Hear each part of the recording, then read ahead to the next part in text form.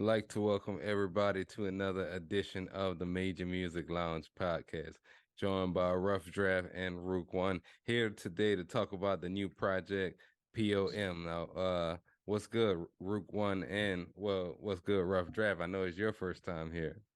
Yes, sir. Cooler, man. It's a privilege. Very honored, man. Oh man, Very honored. good to have you on. What's good, Ruqone? Yo, what up with you, man? Everything good with you? Yeah, man. Just pleasure to have you along. Got a chance to listen to the project and I like, what I heard on it, as usual, Rook One with the soulful production.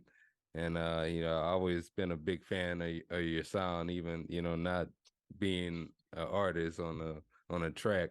This question would be more so for Rough Draft, but how did the relationship with you and Rook One start off? Man, it started a long, long time ago because we brothers. But no, man, as far as the music goes, man, no, seriously. Musically, man, when I was in high school, I think probably like close to my senior year, my bro ended up joining a record label called Greenhouse, man. I don't know if he ever get a chance, man. Press him to get some of that material, man. It was hot. I used to pass it around in high school and everything. And, we was trying to build up the little street. You could have considered us a street team, man, but I was itching to get in the studio. So he really kind of like inspired me to even begin doing, getting down on the mic.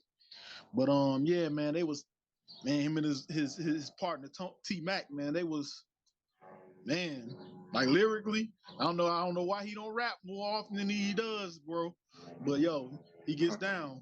But that's really where it started. Like he really gave me a passion for this, man. He used to put me up on all the hot shit, like growing up too, like with the music, you know.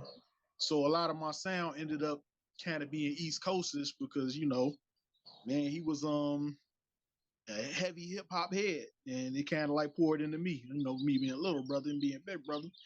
So man, fast forward to now with this project, it's actually like a couple years in the making because when he first started doing beats, he used to pass it to me because he knew I rap, but I kind of like chilled out on it.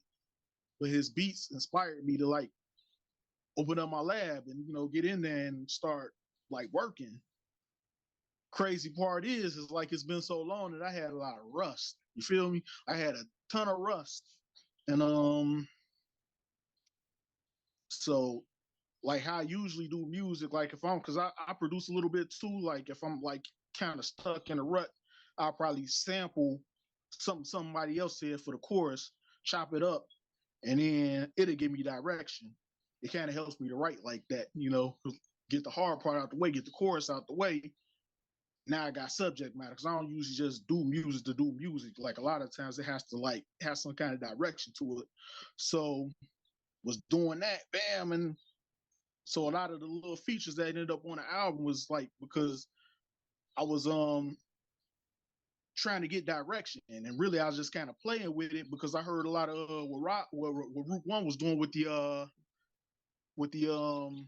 remix albums and I was kind of like remixing other songs with it, but then dropping verses on it. But it just was it ended up turning into something a little bit more than what I was intending on making it at first. So it gave it like a lot of direction that I really wasn't trying to, like I didn't go into like messing with the beats with them intentions. So man, before I knew, I probably had like about 7 cuts. I'm like, man, it's starting to sound like something. I'm running it past Root, trying to see how he feel about it. Man, he just keep hitting me with beats, hitting me with beats, hitting me with beats.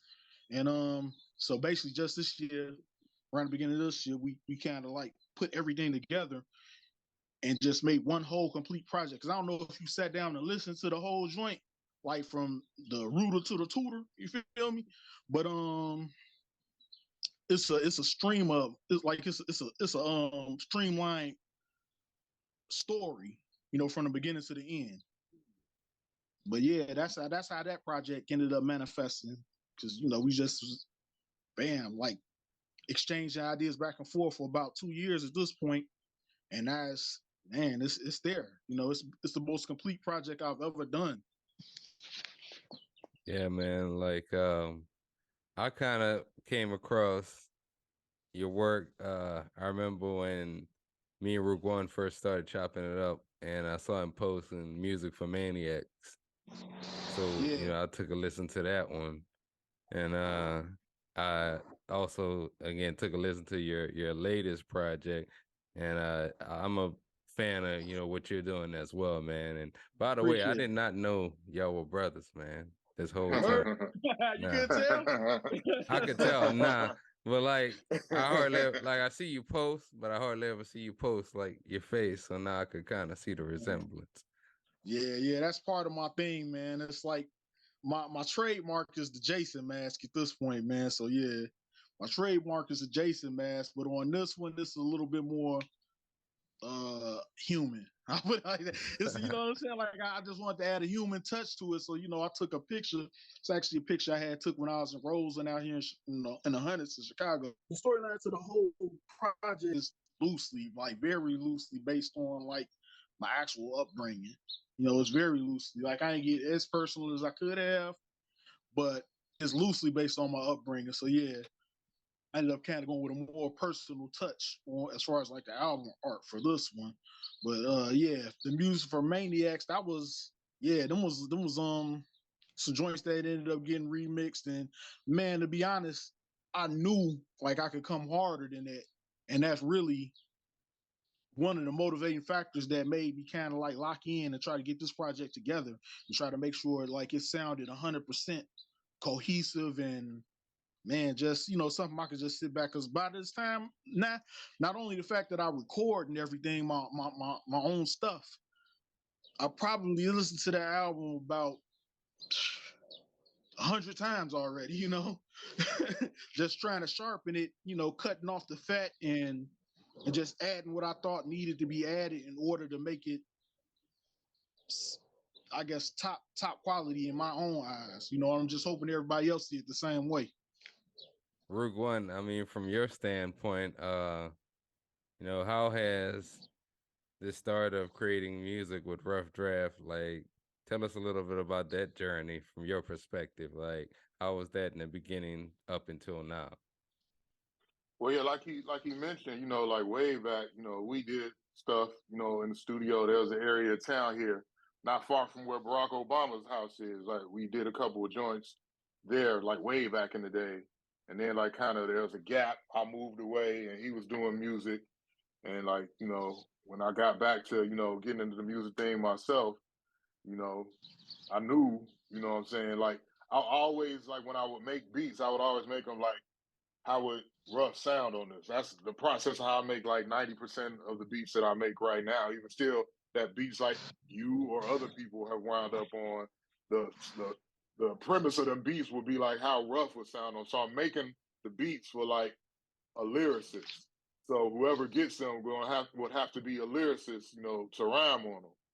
So that's kind of how that process went. Just kind of getting those beats to him because they were pretty much designed for him. And like a lot of beats that he hasn't used or hasn't touched, when I use them for like remixes or I give them to you or to the Prophet or something like that, y'all, it seems like it brings like quality lyrics out of y'all, you know what I mean? Because they were designed originally, even though he probably has never even heard some of the beats, they were designed primarily for a lyricist like him. So that relationship has always been there as far as like the music part. You know what I'm saying? I think it's just the blood thing. You know what I'm saying? Like, and like he mentioned, that connection of him vibing off the stuff I was listening to and me vibing off of the stuff he was working on. Like it kind of built a connection musically to where he was always going to sound natural on my beats. Pretty much as long as they weren't garbage, they were going to say it's going to sound dope. And like I sent him hundreds of beats probably, you know what I'm saying? And he seems to always pick, for the most part, the ones that I really, really want him to pick. Like as I'm finishing, like I'm thinking in my head, like, man, I really hope Rough hops on this beat, you know what I'm saying? And like I said, 9 times out of 10, those will be the beats he'll get. It'd be like it's very rare when a beat that I send him that I really, really want him to rap on, like he doesn't wind up doing something with it. Yeah, man, and you kind of touched on something that I was gonna ask a little bit. Whenever you're creating, like, do you have that vision in mind? Oh, this is for Rough Draft, this is for Dee Dot. Like if it just has a certain vibe, but also mentioning that it's kind of brought out something different. And myself and the Prophet, for example, just rapping over beats that are kind of made, I guess for lyricists, like you were saying. But like when you're creating, like sometimes do you envision like a certain vibe for a track, or like who you want to give it to? Yeah, I've been doing that. I say over the last year, that's been more the case. But like I said, for the first few years, like I said, it was mainly like what would Russ sound like. But like recently, since I began working with people like the Prophet and you, I hear different people on them. But like I said, mostly even like now, mostly it's gonna be like what is Ruff gonna sound like on this? What would Russ sound like on this? You know what I'm saying? So I kind of and that's how like I know everybody's seen videos of like producers on YouTube or whatever, how they create and they kind of like mimic flows over beats. Like there's a video of Havoc out there doing that.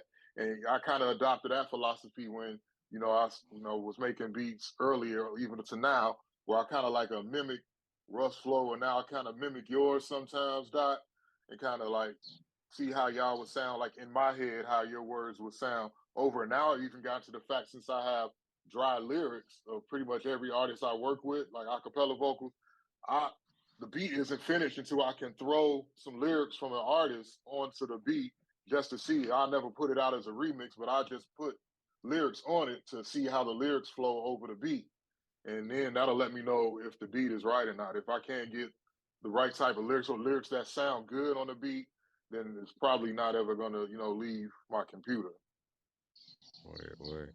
Yeah, man, I that's a process that I think I sometimes struggle with, because while I do have an idea of who I'm gonna make a beat for, sometimes I just kind of make it, and an artist will go to my website, or they may see the YouTube, beat making video, and they vibe with it. They'll reach out to me if they want to hop on it or purchase, or whatever. But yeah, it's something though I think that, like, I definitely want to start doing more of and explore, and I want to kind of get down the path of work with more artists. So yeah, man, I might reach out to you to pick your brain about some of your processes as well. So yeah. Okay, all right, no problem. Uh, so Rough Draft, man, I went down your YouTube as well, and it's impressive that kind of like myself, um, you've been in this game just putting out like content for like 12, 13 years. Yeah, And yeah. how important do you think is, besides just having the music, but having also the content to supplement the music, and give your audience a little bit extra to look forward to? How has that benefited you as an artist? Man, I learned a lot of different things like in the process. And you said like what is it, about 14 years? Actually, man, it's been a lot longer than that. And man, just being engulfed in the life, I have learned so many things. I used to sit up in the studio like 24/7 up under my old producer, our mom, my producer Unique, shout out to Unique, and Sabotage Sue from Task Force. I sat next to them and watched them do so many things with man, cutting samples and just looping them. And man, I learned so much from that part that I was able to take what I learned from them and go to other places and help other artists. Giving them beats and then showing them how to actually do the showing them how to put the music together. And in turn, they ended up teaching me a lot of things too. So a lot of those videos that you see, like I might be in them, but at the same time, I'm the one who chopped them up and put them together. So, I ended up learning how to do videos from, somebody from CBG, my guy Jay, from CBG. He taught me that.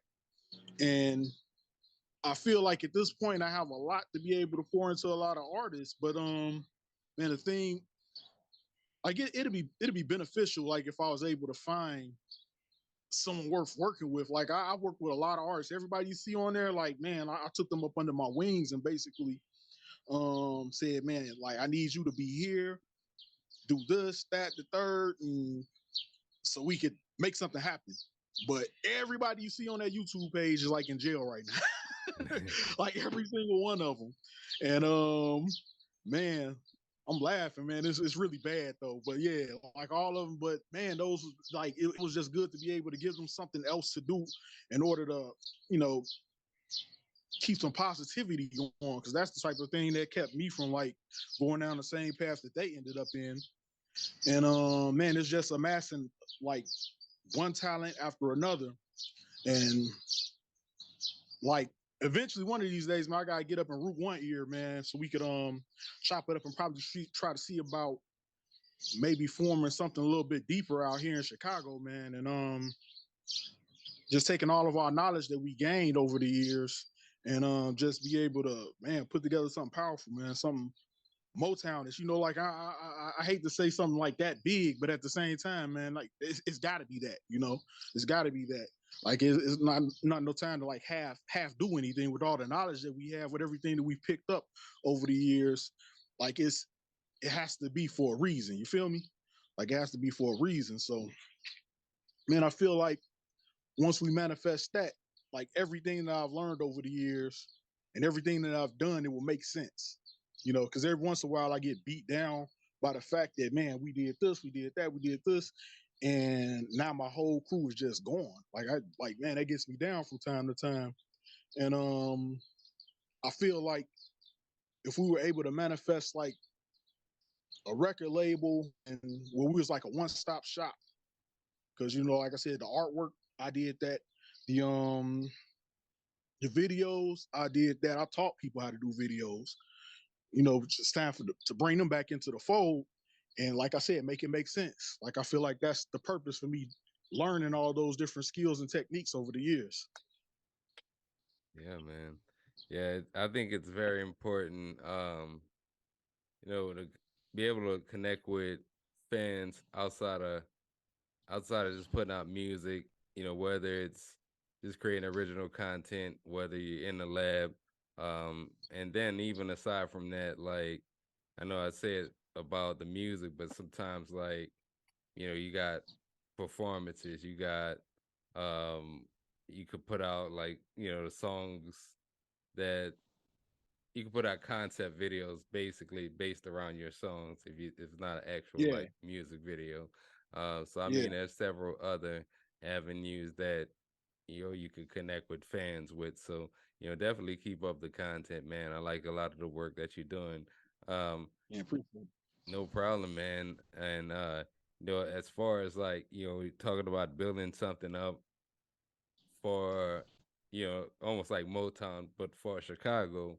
I think the music industry needs more of that because at this time, sure, you got a lot of independent artists, a lot of independent producers, Mm-hmm. but like there's not too many like if you really kind of think about it, there hasn't been many like newer labels or newer brands that kind of came out, similar to how we had Rockefeller back then, No Limit back then, Yeah, yeah, um, Death Row, all of these different labels, and that's kind of a product of what a lot of people being independent has, I guess, shaped the industry to be.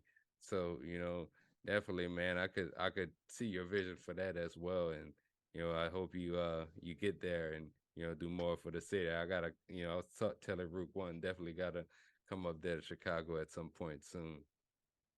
yeah. It's lovely, man. It's lovely when you're in the right place at the right time. Yeah.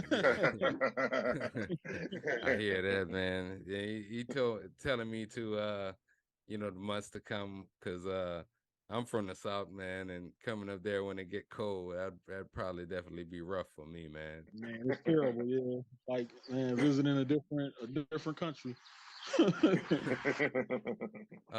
One of the questions that I always ask every guest is, if for an up and coming, it could be a producer, it could be another artist, just a creator, generally speaking. What message that would you give to them? Maybe something that you didn't know when you first started, that you know now, that you would say to an up and coming creator. Man, I will tell them, if you have a team, or don't let nothing like move as a team. Like continue to move as a team. All of the movements that made it big out here, they made it big because of the simple fact that they still stayed together. Now, what happened once they actually made it to a certain point? Like, man, they might have failed like dominoes, but they made it. You know what I mean? They made it. And I feel like, man, there's a couple times where we was like knocking on the door or something major. The more I see how the industry work nowadays, the less I want that kind of, and it's better to, like, I feel like to get it independently. But what you know how it goes. Like once you end up moving to a certain place in this music field, you gain certain attention, man. And it's like the more I see what happens with people once they get that attention and end up actually, I don't want to say crossing over, because it don't even necessarily be that. Once they actually end up getting cuffed up by these industry types, man, then weird shit start happening. But the thing is man, like moving as a unit and then carrying out that initial focus, that initial purpose, carrying that out, but moving independently as a unit and actually making a name for yourself, man, ain't nothing like it. Like it's almost like a cheat code out here, man. Because I don't know if you remember Bump J, like with Goon Squad, like they ended up coming up around the same time where me and my guys was doing it. And we was like shoulder to shoulder with them, you know. But it's just that they stuck together. They stuck together. Now my crew, like once people started doing like independent like projects, like man, all right, instead of doing the whole, the compilation type joints, like man, I'm finna do this. And then the other cat over there, man, I'm gonna do this. Like as soon as we start getting our focus like scattered, like man, me, that's when everything started to kind of like dissipate. So man, if you got a unit, move as a unit. And man, it's gotta be, man, whatever brand that y'all representing, that has to be who you are. You know what I'm saying? That has to be who you are. Like how Wu-Tang, man, that W was all of them. And then when it wasn't all of them, that's when they started to, kind of fall off, taper off. And man, as long as you can, just move as a unit. Yeah, man, that's the biggest thing, because that was a lot of that brought back a lot for me personally, because there was times when I worked with a unit, I worked with a group of people, and we Mm-hmm. did good for at the beginning. We made music together. We went out, we did shows, and every time we were in a building, everybody was there. And Mm-hmm. obviously, the years later, things change. People want to go in different directions. Of course, your vibe for the music might be different now than it was 5 or even 10 years ago, if you're lucky to work with a group of people that long. Right. So I kind of get that, and I also felt like one of the things that I take away from working with a group is still find a way to work with everybody, but also, and you kind of said a little bit of this too, but also find out who you are, find out what direction you want to go with your music, how you want to create your own identity, in other words. And Yeah. you talked about, like, that almost remind me of like Wu-Tang in the late 90s, how Method Man went his direction, Raekwon went his direction, ODB Mm-hmm. went his direction, Ghostface, but they still, at the end of the day, came back together to create together. Yeah. And we need more of that in the industry. Mm-hmm. Yeah, man, that brand, man, that brand. Like, even if you are like out there, you gotta be representing that brand. It's just, the strength of numbers thing is so real. You know what I'm saying? The strength of number thing is so real. But yeah, yeah, if you must, like I say, take on some solo endeavors, man, you still have to be representing that brand. You know? Yep, yep. Yep. What about you, Ruqone? I know I probably asked you that question before, but if you had one message for an up and coming producer, what would that be? Just believe that, what you're doing is quality. You know what I'm saying? Don't really depend on something that I got caught up with when I was first trying to do this was what did everybody else think? Like I was caught up in what people that I didn't really mess with, what they thought about what I was doing. You know what I'm saying? Instead of people that I genuinely rock with, like blood, like really, really tight associates, you know what I mean? I was like random people, like, man, you like this? You know what I'm saying? So, instead of getting caught up in that, just believe that what you're doing is quality. You know what I'm saying? If you believe that what you're doing is quality, you know what I'm saying, that'll keep you on the road to quality. I mean, it's probably a simple message, but I mean, that means a lot when you're not worried about what so many different people are thinking about you. You know what I'm saying? You need to shrink that number in as far as what the amount of people, of what they think about what you're doing. Yeah, that's a big one because um, I think that a lot of times some artists also kind of like I talked about, or excuse me, producers, kind of like I was saying earlier, they do need to find their identity is basically finding their sound, and Mm-hmm. yeah, I think a lot of times producers they may not necessarily believe in what they're doing because they're trying to create a lot of different sounds. Like instead of really just focus on improving, maybe you want to be a sample based producer. Maybe you don't want to be a sample based producer. Maybe you want to kind of combine both, or just the way that they create. So I think that just kind of focusing and studying a producer, studying how somebody creates, that can help them also bring out the best in them as well. So, Mm-hmm. um, Yep. when does the project come out? P.O.M. Project drops May 12th. Not crack of dawn, but 12 o'clock at night, man. It's gonna drop Midnight, May May 12th. 12th. I'm spread around some what's called them things, some QR codes, all kind of things. And I'm thinking about doing a little raffle with it too, man. We got merchandise that we got behind the project. So yeah, we still probably got to connect on some ideas on how to make it as prosperous as possible, But May 12th, product of my environment is gonna go live. I just need everybody to check it out, man. See what's on my mind. See what me and Root been cooking. Bandcamp. Yeah, yes, sir. Bandcamp. Yes. And where can our listeners find you at online? Um, Rough Draft 81. On trying to think what is it? Rough Draft G1. Rough Draft G1 on YouTube. Man, I've got some projects on I don't even know if people mess with this too much anymore, but projects on thatpiff.com. Like that's Uh, what bulk of they my shut music is. down. Man, it's all the way shut down. Yeah, they shut them down. Ah man, I'm finna load my Bandcamp up then, man. I got some classics. Man, Got some R.I.P. classics to to be that piff. heard. Yeah, that piff. I don't know, man. If you could pull it up by some miracle, man, look up Task Force T.A.S.K.F.O.R.C.E. And yeah, bulk of my music and my squad music is on that piff. Oh, yeah, I gotta check into that. Yeah, man. Gotta check into that. Ruqone, where can they find you at as well? find me on Instagram, Real Ruqone, RealRuqone.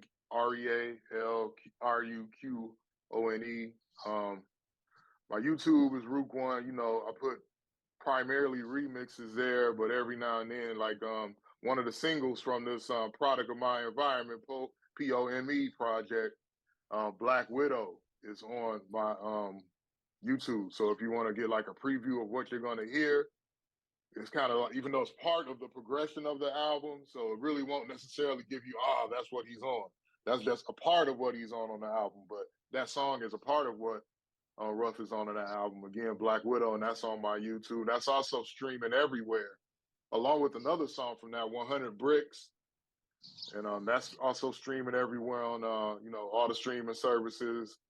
You can check both of those songs out, and they'll kind of give you an idea of what the album's going to sound like, you know what I'm saying, as far as like the soulfulness of the samples and just the ferociousness of the rhyming. It's going to be pieces of the story, though, so you'll have to put the story together by listening to the whole album. But, those two songs are singles from the album, so you can check those out, on Apple and Spotify, Tidal, or whatever, wherever you want to listen to them. But yeah, that's where I'm at on all those places. Ruqone, Ruqone. Yeah. Well, product of my environment, go ahead, May 12th on Bandcamp, and give Ruqone and Rough Draft a follow on Instagram. Check out their YouTube as well. Definitely, I enjoyed the album. By the way, my favorite, let's see, I gotta pull it up again, but I had Prelude to Some Fuck Shit, and then what was it? Whole album go hard, but I also like the Diesel Fuel joint as well. So that was two of my favorite on the album. But, and just real quick, that that Prelude to Some Fuck Shit, like that's the type of beat, like I made that specifically for him, you know what I'm saying? Because like just me, you know what I'm saying, like you gotta have a bouncy kind of flow to rap on a beat like that. You know what I mean? You can't rap fast on a beat like that. You know what I mean? You can't really rap too slow. So it's just like, that when I made that beat, I sent that straight to him. You know what I'm saying? Because, I just heard that. I just heard him. I didn't hear that concept. The concept was amazing, what he did with it. But, I heard him doing something with that beat. You know what I'm saying? So that's how it wound up in his hands. And that beat is really what, man, that one is what gave it the icing on the cake. Like, cause man, like I said, I've been sitting on a lot of those songs for like 2 years almost, man. But once I heard that beat, it gave me the idea, like, man, this will put the crown on the king of the, you know what I'm saying? Like this will top it off. Like this will top it off. And it man, once I did that, I hit him up like, yo, and it's crazy because it actually like unplugged the whole writer's block situation I had going on for about a month. And I ended up doing like 3 more cuts, like right after it. And man, like yeah, man, his production is awesome. Man, and that's a good thing about working with bro too. Like once he gets to that point where that once he comes out of his whatever spell he may be in, I hit him with a lot of stuff because once I catch him one of those hot streaks, you know what I'm saying, it's like feeding the open guy. You know what I'm saying, when they get in the zone, you got to keep feeding them the rock. You know what I'm saying, so I keep hitting them with them heat rocks. And you know what I'm saying, that's how we've gotten singles done like that over the past. Like we got a single on Walking Chaos that's out streaming right now. And that was kind of like me just sending him a bunch of beats when he came, when he just got into that zone work wise. Oh, man, I'm definitely looking forward to checking this out and just to see the reaction to the album, man. And I'll do everything I can to repost it and shout y'all out as well when y'all release it. So, man, keep up the great work. We appreciate it, man. Bro. Oh, Thank you for having us on, too, by the way. No problem. Yes, sir. This has been another edition of the Major Music Lounge podcast. Catch new episodes not only on YouTube, but also all podcast streaming platforms. You can follow me on Instagram at D._Major Music. And until next time, it's your boy D. Ruqone and Rough Draft, and we're out. Major Music.